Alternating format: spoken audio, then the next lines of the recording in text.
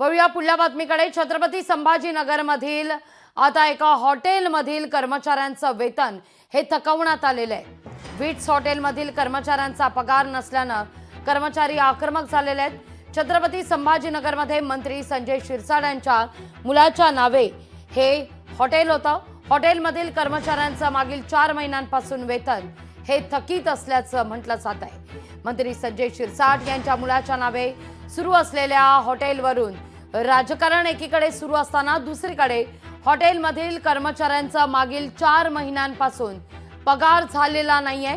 हा 5वा महिना आहे जिल्हा प्रशासनाकडून पगार मिळत नसून आज या हॉटेलमध्ये काम करणारे कर्मचारी हे हॉटेल समोर एकत्रित आले आणि संताप व्यक्त करताना दिसले आहेत।